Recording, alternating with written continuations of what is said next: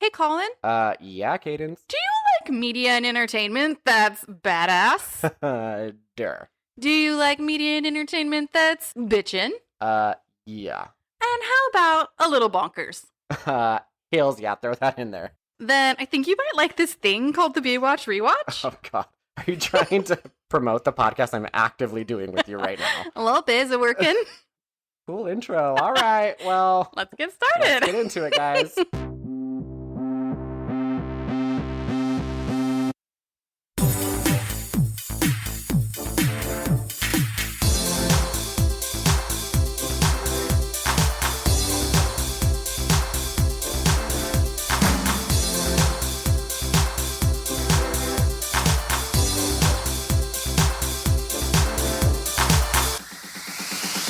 All right, so just a real quick recap from last week.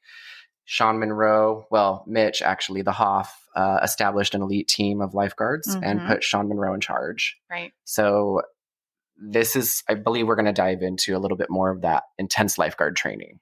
So we pan out, and all of the lifeguards in the elite squad are standing precariously on an incredibly high cliff. Very high cliff. Very high. That is not at all. You would die if you jumped off that cliff, but it would require basically gravity to cease from working. Now, before you jump from here and swim out to the boat, I'm going to give you a word to think about. Safe, spelled S-S-A-F-E. It breaks down to speed, strength, agility, flexibility, and endurance. These are attributes which all great lifeguards must have. Maybe this is the drop zone. The 3-story building on top of your head drop zone.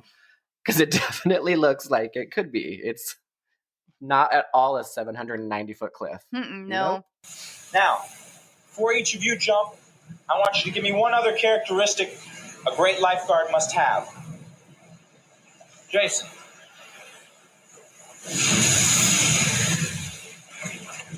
Instinct.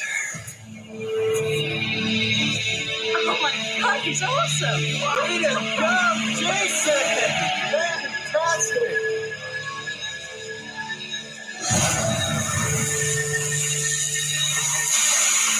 Did you see him? I can't believe he jumped. Woohoo! Jason just literally leaped off a fucking cliff without even thinking about it. Classic Jason. So classic. He's arrogant, but you know what? That's what makes him good at his job. Yeah, he's fearless. He's fearless. No emotion. He just did it. And Jason, classic. Seriously, classic Jason. So all the girls are so horny for that. They're like, so much. Oh my goodness. And JD too. And Sean's a little bit disappointed because he's Sean's, like, I didn't think anyone was going to jump. This was just supposed to be a lesson. So now he's like, oh crap. He's like, shit, now I got to jump because everyone's jumping.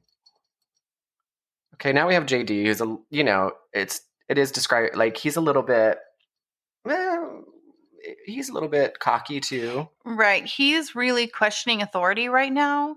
He questions the legitimacy of this exercise and if it's really necessary. And Sean's picking up on that. I mean, come on, this is absurd. You're making me jump from a cliff into rocks. When will I ever have to jump off of a 1,000-foot cliff to save somebody? And Sean's just like, it's kind of like when you're a kid and you're like, what am I going to use math for in my adult life? Like, what am I going to need to do geometry for? Like when I buy groceries, it's not that, JD. It's the principle of it. It's being able to defer to your leader.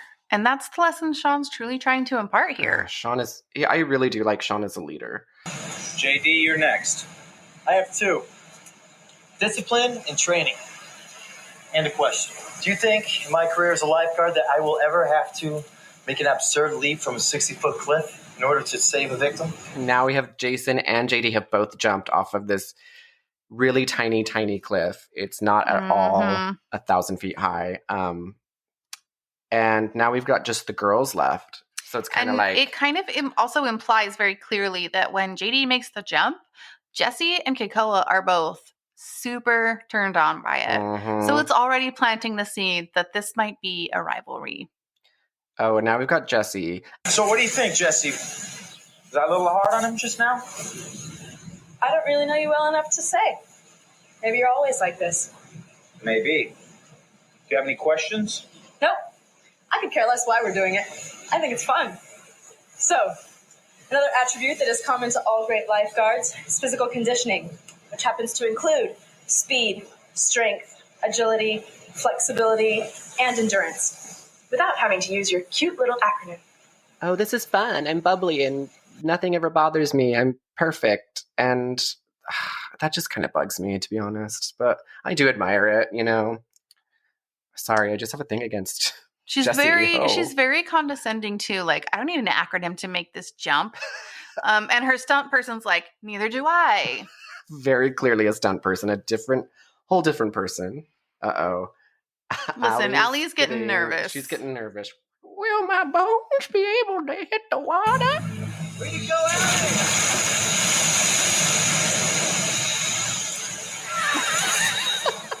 So someone just dumps Allie out of her wheelchair or like out of her walker. I know we've been joking about Allie being old, but literally that cut was someone just dumping her out of a wheelchair. Everybody else gets a stunt double gracefully fall. She belly flopped her full face in the water. Allie arms just out. looks like a scarecrow. Someone just Like someone dumped a scarecrow. launched it, and it's only like the last maybe 10 feet of the jump.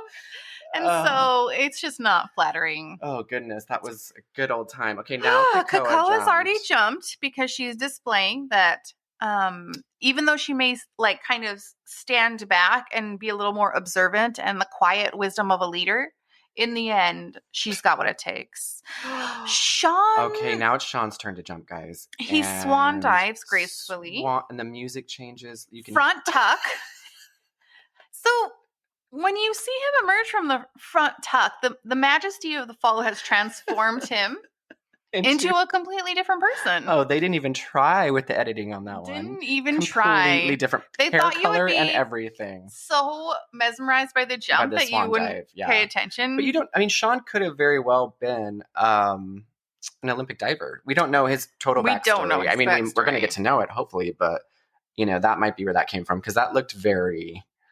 I mean, Allie is still my favorite. Bless her little old ancient heart. And you know, looking back, watching this now, I'm like, she's probably 10 years younger than I am right now. But at the time, she just didn't seem to fit. We're just being so old. We're being little brat holes. Also, we were like so in love with Jason, and we just could not. We were jealous. We were so jealous. So now we've started, and actually, Allie is coming to talk to Sean.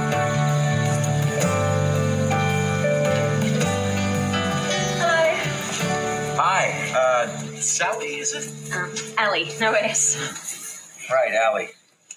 I love that saying. Surf rider, Malibu. Very evocative. Work at the beach, live at the beach, surround yourself with pictures of the beach. Kind of nutty, huh? No, that sounds like a lifeguard. Guilty. She's apparently moving into one of the lifeguard huts because they live in these beautiful huts right on the beach. It looks like maybe the bulk of her possessions are rolled up maps.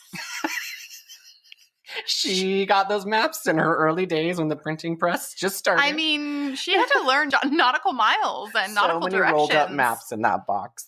So the lifeguards kind of live in these beautiful beach huts, which I didn't know. I would definitely be a lifeguard if I got to live in a beach hut in Hawaii. Right on the beach. And we have, I think Kakoa and Jessie are roommates. Are you going to store that here? Is that a problem? But only if I need to sleep. And are these drugs yours? Drugs? Is that what you call drugs? Wheat germ and protein powder? Or maybe you're talking about the power bars. Where are you going? Don't leave now. We haven't even gotten through the rolled oats, the trail mix, or my ginseng. Oh. Kakoa's saying that Jessie has drugs. So but they're first just she's like, vitamins. how dare you? I can't sleep in here. All of your shit is piled up. And then she accuses her of being a drug user when it's just supplements. It's literally supplements. Kakoa's kind of this is when you kind of don't like Kakoa because she's so a hard ass, you know. But Jessie keeps it in stride. She's giggling, doesn't care, laughing. Spotty little brat. Kakoa is wearing biker shorts, but also knee-high leather boots. Not 100% sure. Knee-high leather boots? That's what? Katie, that isn't your go-to beach look? Just cash. Okay. Why don't you take a look at this? It's a basic work schedule. And since we're all going to be living together, I put together a cleaning roster. Who does what when? Floors, kitchen, toilets. And here I revised the LA County incident reports. There were a couple problems adjusting them to Hawaii, but I think they work now. This is a combined physical training chart. I know you probably got your own personal training schedule. And like me, I hate to get off my routine. But I think the team should do some workouts together. Oh, that's the first lifeguard, the little native lifeguard from before. He's making a little comeback. So he's like going to very be a recurring character. He might, I hope. So basically, it's just classic lifeguard day. Administration duties. Administration, lots of paperwork, lots of rolled up maps. But Everyone's you a little also- confused what to do. Part of being a lifeguard is you absolutely cannot wear shirts during your administration. No, not even tank tops either. Not even a little bit. Always have to be in short shorts and Suns wear out, nothing. guns out policy. Suns out, guns out. And you guys, these guys, for those of you listening, their skin is, you could cut it with a knife and I don't think it'd bleed. So leathery. Leather hide skin. In the best way. Best They way oil it up. possible. They oil it up. I loved to tan back in the day. I was actually one of these people, so I get it. But just looking back, sometimes it's like, maybe put on sunscreen. Maybe just a little. Maybe. I don't have a personal training schedule. Do you? No. I'm just busting onions. I don't mean anything by it. I'm 100% sure the little guy just said, I'm just busting onions. Or bustin' on ya, which still bustin' on ya or bustin' onions. Maybe it's Hawaii. Either of those don't sound good. I love how there's just a casual framed picture of a wave Well, on the picnic table. you missed earlier that Allie was like, when she approached with her box of maps, she was like, what are you doing? And he's like, just sitting here with my pictures of the beach, studying the beach. I sound crazy. And she's like, no, you sound like a lifeguard.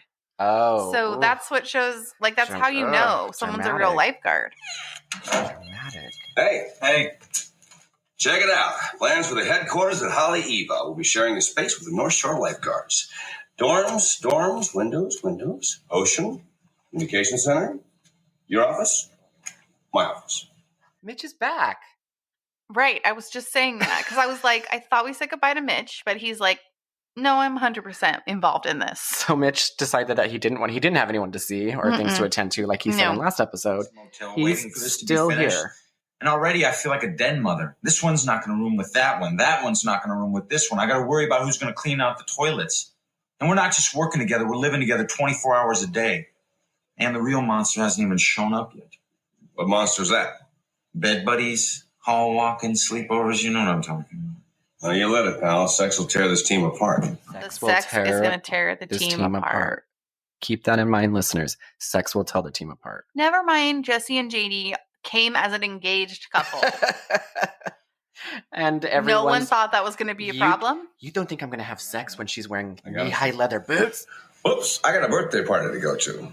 Check it out, huh? Oh, the girl who was rescued from the first episode is having a birthday party. The girl that was in a coma. Okay, I don't want to be gross or creepy. Mitch has a weird obsession. I'm sorry, Mitch is approaching her again at her birthday party. Yes. He seems to have this weird connection with this little girl. I think it's supposed to be paternal. Paternal. Yes, it is paternal, but it's just a little, even then it's a little intense. Hey, darling. I got something for you. Overwhelming. She's starting to grab her chest. Something does not feel right for her. Girl, please don't tell me. She's breathing heavily. Girl, you do not go find another underwater lava cave. She's like, I gotta go. I gotta find a lava tube. I'll be right back. Girl is clutching her chest and she's having a hard, like if a man were to have, or a woman were to have a heart attack. It's getting They're drinking. Oh, the director's chairs are back. You know, it's a party when the director's chairs are out. So she's clearly in distress. She turns to them in distress and they're like drinking and they're like, it's a party. She's clutching her chest and crying and he's like, I got a present for you. There's no other way you could understand that gesture. She's now collapsed. Call 911. Any history of asthma? No, it's not asthma. Sir, let me do my I job. know what I'm talking about here. It's not asthma. And they're just not wanting to believe that Mitch knows what the fuck he's talking about. He is a lifeguard. They just because he's not dressed in his lifeguard reds. He's in casual streetwear. So they're back at the hospital that the same room they were in. Same room. Episode 1. She's back. Okay. Oh, and now it's going to be this whole she should have lived. He should have known it. Should have anticipated this. How could you? She was in the water too long. I've seen it before. My God, I keep thinking, what if you hadn't been at the party? So we're back to square one. I should have been saved there. her. You were there. I Should have saved her. I should have saved her. You were at the party. You did save her. But she was secondary drowning and I didn't notice. But if you weren't there, you wouldn't have noticed. But I didn't notice. But you did. But she's in there. It's a lot of this very ping-pongy back and forth with his dad. It's almost... Also, the mom's never around. That mom has checked out. I feel like maybe that mom's She left. a closet alcoholic. I do too. She was way too cool. Episode 1, watching her kids drown. She was in a Hawaiian shirt in Hawaii. She sends her daughter with some message at the end, like, tell them boys are all special. I'm gonna just leave a Martini. And so now, birthday party has happened, a second hospital visit has happened, and the mom's still nowhere to be found. And again, Mitch is giving her another gift of jewelry in her hospital bed. It's kind of implying that we might have a 2 men and a little lady situation, like maybe Mitch and this daughter are going to co-parent.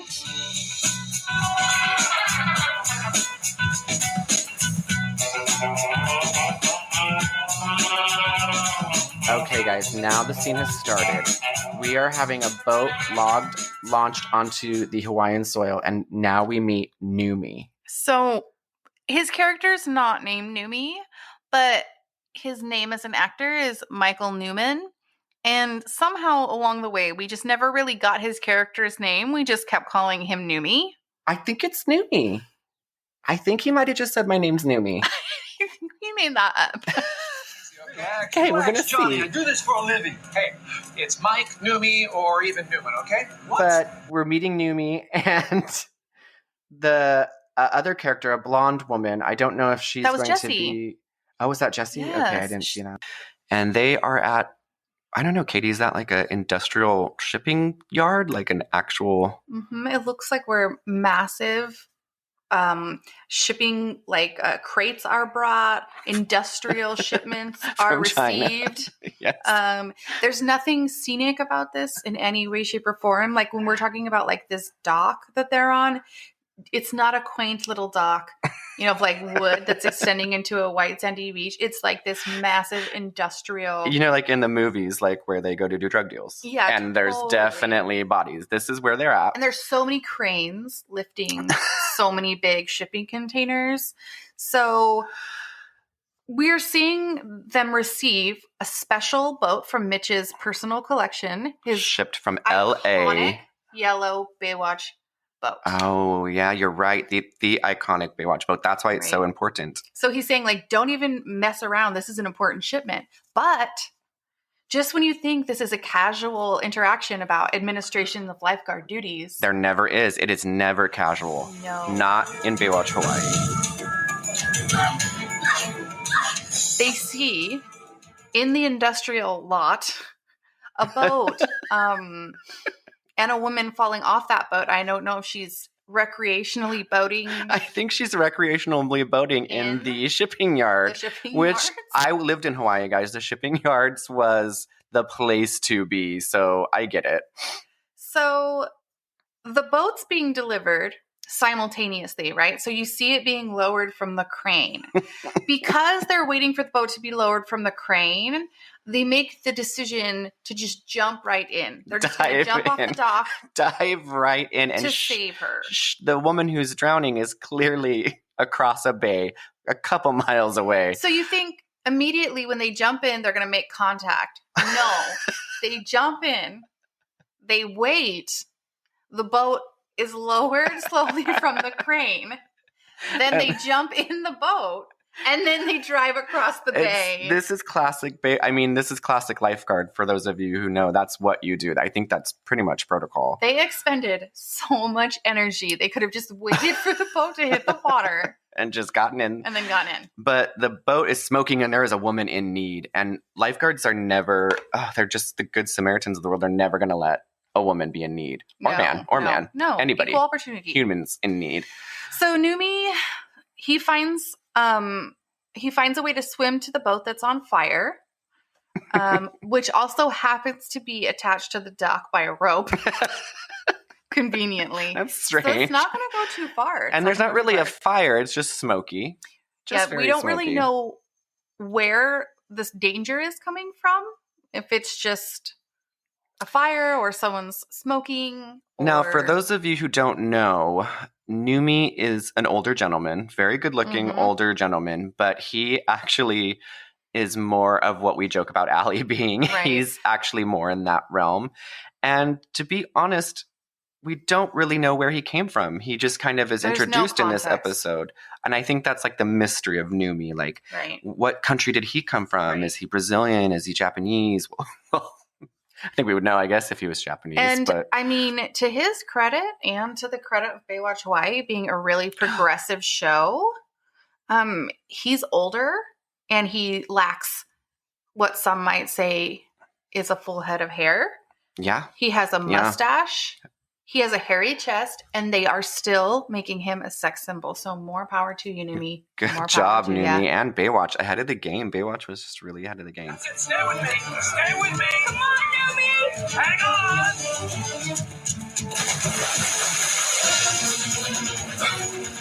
So they complete the rescue of the boat that was smoking. Apparently they find a man trapped on board in the smoke. Very dramatic. So the woman is, being caressed lovingly by Jesse while Numi goes back to the boat. Don't Kerr goes through the smoke, finds the guy, puts him on his back, crawls out, chucks him over the side into the ocean. And as they're swimming back to the rescue boat, boom. Explosions. Boom. Explosion. And I think this is where we get to know that Numi is a true lifeguard. Because this is where you realize, you don't give a fuck where he came from. Yeah, he's Superman. He's here now, and he's here to save you from a exploding ship that explodes right when you get saved. So it's like, whatever. I'm sold. Numi. He's my new favorite character. Let's go. This next scene, we're transitioning into something with Allie. We're going to learn something a little bit about her backstory. Because we're all really anxious to know where. We all know a little bit. She served in World War II. She's been around for a long time. We do know a little bit about her time with the Code Breakers. The Code Breakers. So she is in a helicopter lot. This resume up to date? Yes, it is. Impressive. All this rotor time. Fixed wing, float planes? Thank you. There's some references on the back. I'm here in Hawaii to be a lifeguard, part of the new training centre. Problem is, lifeguards in Australia are all volunteers. If I want to stay here, I need a job. Well, you think you can handle this? I'll give it a go. And she is giving us some information that in Australia, all the lifeguards are volunteers, which I guess means they don't get paid. And I guess Baywatch... they get sponsored by their country? I'm guessing that the elite squad is sent by their country of origin. Which, if you're thinking about this, they're all sponsored by America except for Allie. She's the only one from That's different... true. I think maybe they... Or maybe Numi. We still don't know where Numi's from. Clear about states versus countries. I'm not 100% sure. So... Anyway, Allie apparently has to get a side job on top of volunteering or lifeguarding. It would be ethically wrong for her to be paid. And all the other lifeguards get free room and board, but Allie apparently has to pay for herself. 24 hours a day as a lifeguard. And also you never stop being a lifeguard. Moonlighting as a helicopter pilot.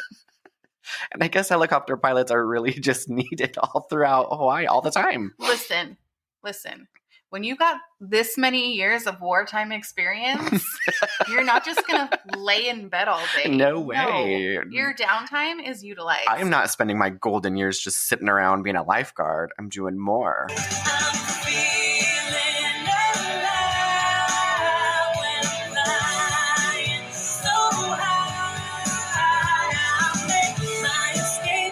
This next maybe 25 to 30 minutes is just scenes of Allie looking down out of the helicopter at all the splendors of Hawaii. Right. It's this way of saying, like, this is a new setting. We're not in LA anymore. We broke free from LA. The bounds are off. We are going to just sort of take in the scenery of Hawaii.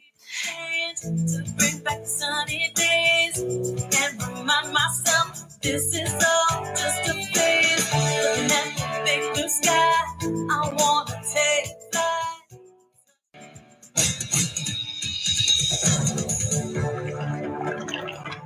I wish this was a team. You gotta find a way to make it a team.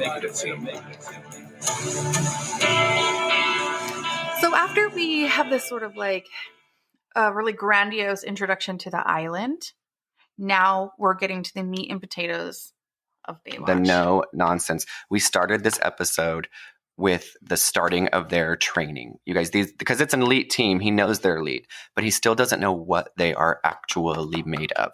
So they're going to be going through a lot of rigorous trainings these next couple episodes. So just buckle down for that because, I mean, we're not talking like, oh, run a couple laps. This is intense stuff. And if you need to take a break for your own mental health, feel do free. it. Take it. Go get a tea. Because this next scene coming up, let me tell you. We find ourselves on that classic Baywatch lifeguard boat in the middle of the ocean. Well, you never really know if it's the middle of the ocean. Sometimes there's completely white sand underneath them. Sometimes it's deep ocean. Sometimes there's an island right in the background or people swimming. Kind of as we had mentioned in the first episode, the job of the editor is to make those different sceneries look seamless as edited together. This is another stellar example of two completely supreme different editing areas being combined into one. Okay, end of the line. Everyone out. What's up? You get to swim in. Now remember, it's a race, so last one into shore loses.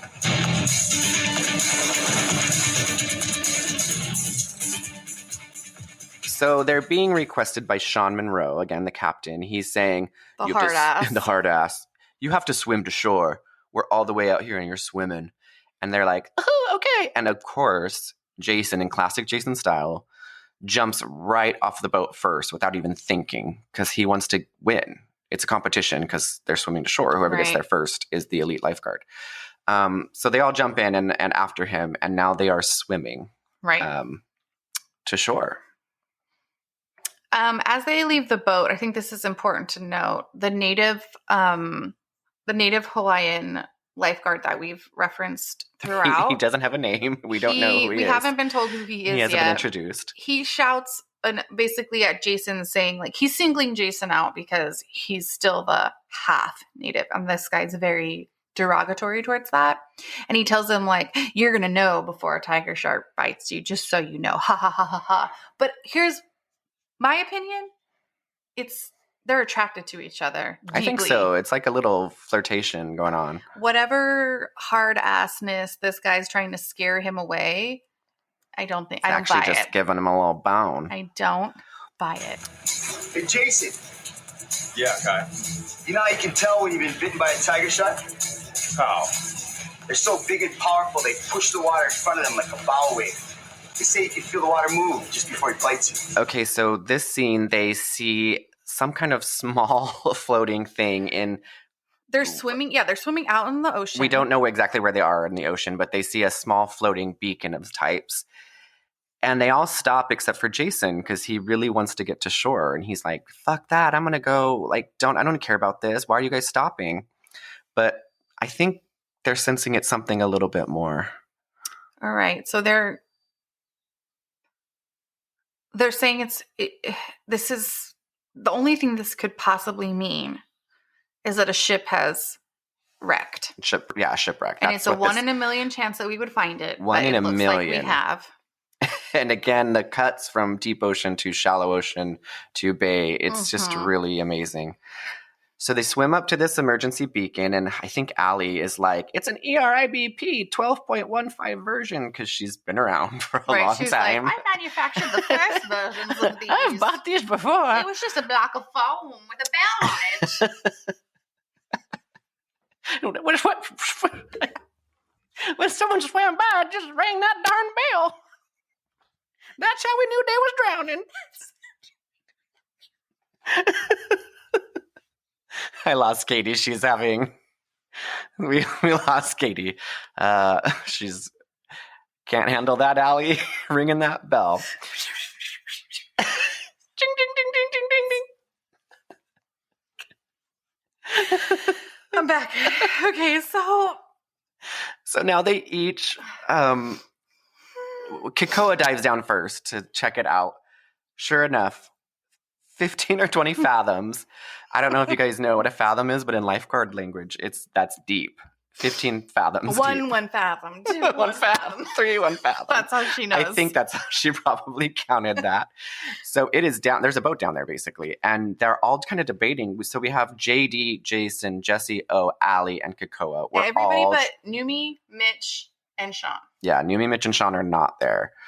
I think Mitch went back to LA. I don't know. He's still kind of just popping in and out. Yeah, I mean, we're not 100% sure. We talked to him briefly at the beginning of this episode when they're debating the sex destroying the that's team. right. Mm-hmm. Sex destroying the team. So he is around.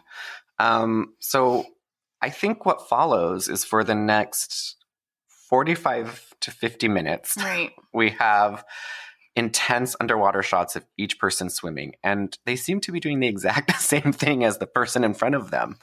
It's just sort of like you can almost sense the director's like, okay, each of you swim to the camera, look around, and then proceed past the camera, and the person behind you will do the same, because they all literally choreograph the same motion. And they all look exactly the same. They all feel, so they're exploring this underwater boat that's 20 fathoms deep, but they all can hold their breath that long. This whole entire time they've been holding their and breath. They're like looking around, but if someone grabs like a metal rod, everyone grabs the metal rod and looks around. And this is continuing for, again, about 50 minutes. Because we have how many people? 5? We have to get through engaged in this, so we have to see every single person swim by. And for those of you listening, as we are talking, this is continually gone on. Mm-hmm. So I think what eventually happens is they find a hull, right? A hull of a boat, and they go underneath and they start knocking on this hull. Well, because also they spend about 20 minutes swimming down, and then they'll come back up, have a brief surface meeting, then turn around, swim for another 20 minutes, explore the ship, come back up for a quick surface meeting and communicate, and so on and so forth. About 20 times. So finally, once they hear this knock at the hull, did we say that? JD decides he's gonna knock the hull to see if he can get a response. If by any chance, 1 in a million, there's someone trapped in this shipwreck. And so he's deciding to go down and knock. So he knocks on this hull, and everyone's super on the edge of their seat, bangs on it. They go up, have another meeting, go back down, bang on it again, go up, have another meeting. And I think they determined that they heard the faintest of knockings from the inside. They all heard a response from the hull. Which for me gives me an immediate like, oh my God, I'm so stressed out. There's someone down there. So can you imagine if Sean had not taken them to the middle of the ocean, dropped them off, told them to swim to shore, they would have never found the shipwreck. And my heart's beating. I mean, could you imagine being trapped in a hull? No. 1 in a 10 million chance. But and you can't really hear anything that's going on. Just theoretically, like the pounding could be anything. It could be a shark.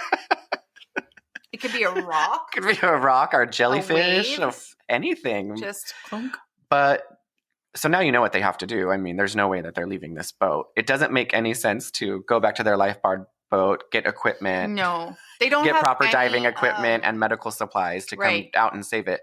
They have to do this right now. Not one walkie-talkie. Nothing. They're literally in the middle of the ocean, but they have to do this. And I get it. They have to do it right now. It wouldn't make any sense to go get any other supplies or people to help. No calls, no calls, no signals, hospitals, nothing. So that's good. So they're saying, like, we can either hope that the Coast Guard's going to come out because the e-burp has set its signal, or we can just take this into our own hands. And what do you think the Baywatch team is going to do, Katie? Do you think they're going to wait?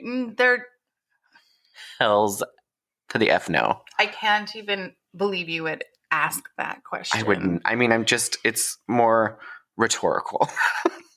They don't wait. They won't wait. They wouldn't wait. So again, we just have more pounds on the thud. They go up. They're trying all these different things. They're gathering all these tools. And finally, they are going to do it.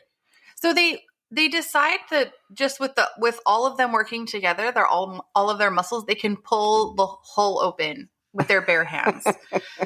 They spend 20 minutes diving back down to the ship. So much diving. They all attempt to open it. Well, clearly, immediately, Jason's giving the cut it signal because he's like, I was a fool. So they spend 10 more minutes swimming up to the ship, up to the surface, so they can come up with a plan. Look for any scrap of metal surrounding the ship. Doesn't matter if it's rusty. Doesn't matter. Lockjaw's not an option. Yeah. Pick it up. We're going to use it as a crowbar. This ship does look like it's been sunk for quite a while. But I guess it just sank. So, okay. So Allie's picking up an actual anchor. She's swimming with an anchor right now. Which is... Anchors are used, in case you don't know, to hold boats in place. They're pretty heavy. But Allie decides, this looks like a great way to pry open the hole. They are all just picking up the heaviest metal devices at the bottom of the ocean. Oh, I don't know if you noticed this too, Katie. The bottom of the ocean actually is just like rocks, soft like that sand. fish tank rock Soft sand. Oh, yeah. They're like soft sandy. There's no coral or anything. No. That's what the bottom of the ocean looks like. So they're all finding tools. And you guys, as this is getting more intense... They're holding their breath. Yeah. Keep in mind, they don't have oxygen. So they're collecting and scouring a shipwreck while holding their breath 20 nautical miles under sea or whatever she says. Fathoms under the sea. And it's hard to believe, but since we started this scene, it's just we're still looking at underwater scenes of people just swimming around. I mean, if you thought that watching Baywatch Hawaii was going to gloss over the skills or the rescues, you were wrong. That's where their meat and potatoes is, bread and butter. And going on this journey with us, you'll notice we'll have the classic Baywatch rescue scenes. Right. Baywatch has so much dialogue and so much storyline that sometimes they can't fit it all in. And so sometimes they just choose to do a rescue scene instead of it because there's so much juicy dialogue. It also gives you time to process all of the things that are happening. They don't want you to, because there's so much to process because the dialogue is so intricate, so intense that they like to help you have a breather and give you, here's a 25-minute montage of people swimming. And you're just like, thank you for that. It's also a really beautiful metaphor that while they're doing this, they're diving deeper. Mm-hmm. And it gives us as audience viewers the opportunity to dive deeper into the storyline. Yeah. As we just watch this rescue. We can find nonstop metaphors in Hawaii, Baywatch Hawaii, nonstop. And it's symbolic of life. Something that people didn't realize was part of the intricate puzzle that is the writing of Baywatch Hawaii. The web. I'd like to think of it more of a web. But yes. So at this point, still swimming. They've collected all of their weapons at the bottom of the ocean. They put them in a nice pile by the hole. They swim back up to the shore. A little rescue pile. They say, I found this, I found this, I found this, I found this. Let's go down and break out whoever's trapped down there. If it's a whoever. I'm so anxious. I'm on the edge of my seat right now. But keep in mind, the knocks coming from inside the hole are getting weaker. So they're really concerned that if someone's trapped in there, they're going to run out of oxygen. Oh, don't tell me that, So Katie. they are in so a race stressful. against time. Literally a race against time. Okay. So they're back down at number 10. Back down at dive number 10. We'll get through this. Okay, so everyone's swimming down. One by one. Again. In line. Swimming past the camera. In line, one by one. And they find their little rescue weapon pile. Their little Tool safety pile. And they all have their own little thing that they found. Oh, and now they are building a kind of a MacGyver-ish type of contraption. They're going to use it as leverage.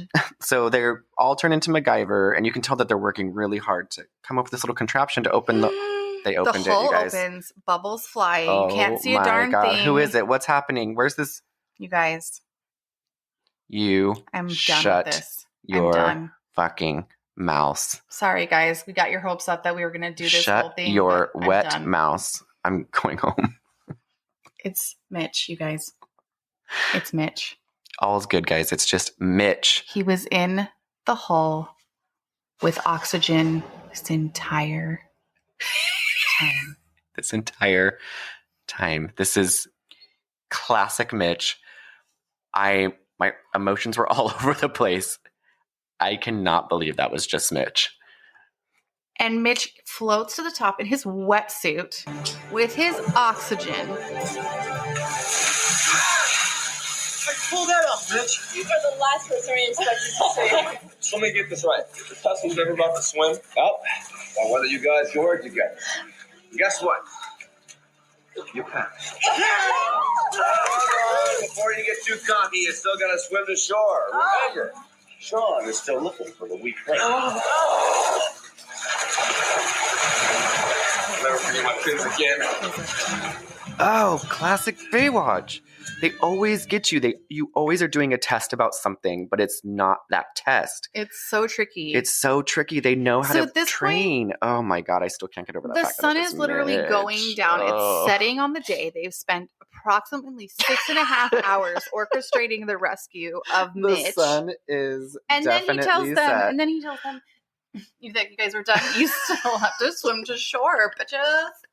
And they all in good spirits are like, you guys, that was just crazy. Oh, I would after murder Mitch. That much energy. Literally from sunrise to sunset. Yes, they are saving this person. Still that ended up required being to swim Mitch. to shore.